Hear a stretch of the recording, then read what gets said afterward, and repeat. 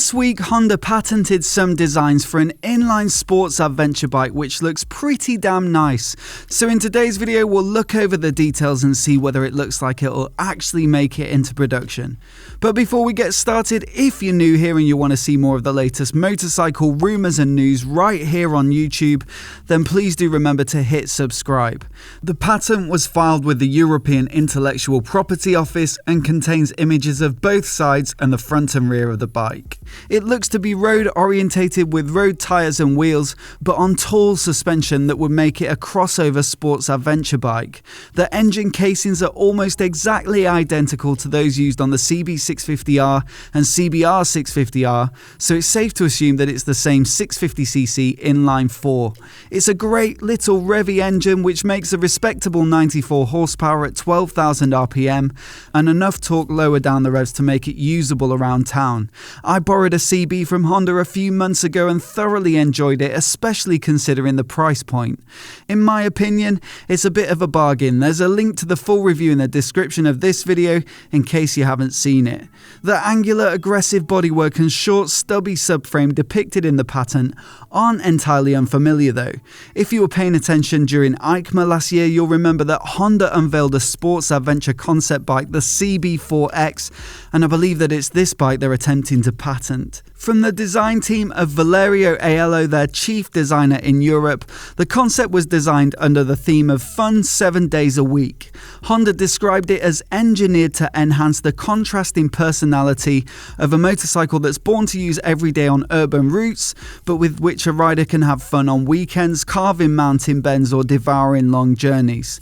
So while the Revvy inline 4 radial Brembo brakes and road-focused 17-inch wheels ought to make it a decent ride on the twisties, the more spacious riding position owing to taller suspension and relatively high bars should make for decent ergonomics for daily commuting and motorway work.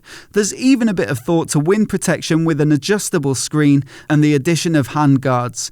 Other notable design features include the diamond-shaped LED headlight with daytime running light and the short, lofty aluminium subframe.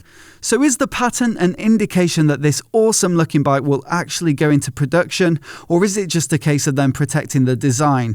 Normally when concepts finally hit the market, they get cluttered up with homologation requirements and practicalities like mirrors, indicators, number plate holders and the rest.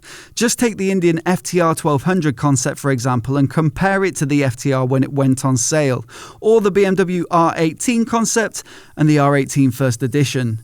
If the CB4X was truly close to going on sale, I'd be looking for some of these road-ready tweaks in the patents, but it's largely unchanged.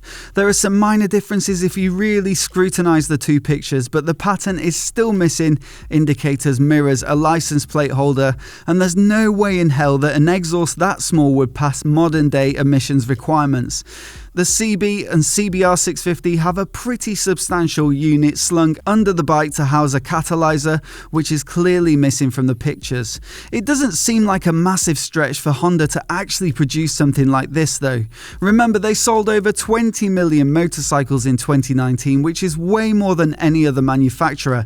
And of course, Honda is much bigger than just motorcycles, so if anyone has deep enough pockets in the R&D department to churn out new bikes, it's Honda. On top of that, most of the hard work is done on the CB4X. The chassis and engine are proven in the CB and CBR.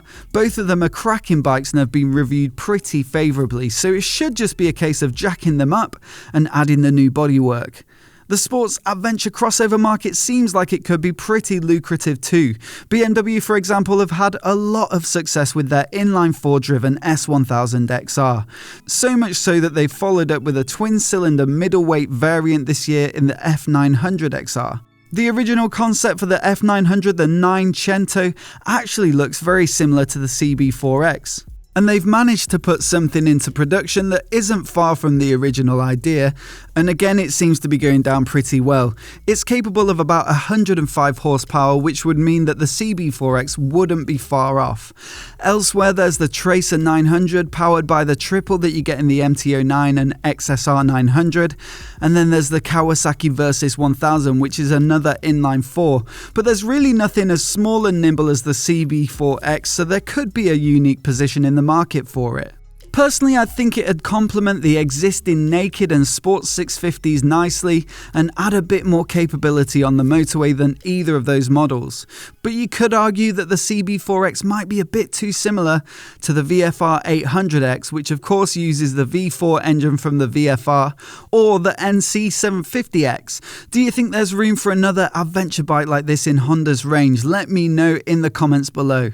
I certainly do hope that they develop the concept further, because to me it's a great looking machine, and Honda do have form of turning concepts into reality. Take the CB4 for example, which eventually became the CB1000R, or the City Adventure concept, which might have seemed unlikely to go ahead, being a large capacity adventure scooter, a genre of bike that nobody had considered before, which eventually became the XADV, and most recently the CT125 concept became the Hunter Cup. I'd love to see a production CB4X, as well as the other concept they launched this year, the CBF, which is a retro naked based upon the CB1000R platform. There's a full video about that bike linked to in the description as well. Let me know what you guys make of this concept in the comments below.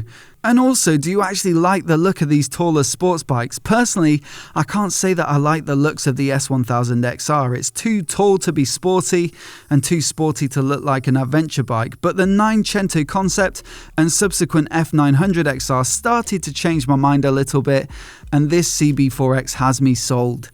Let me know what you think in the comments below. I always enjoy reading your thoughts. And if you're new here and you want to see more videos like this, hit subscribe and I'll catch you next time.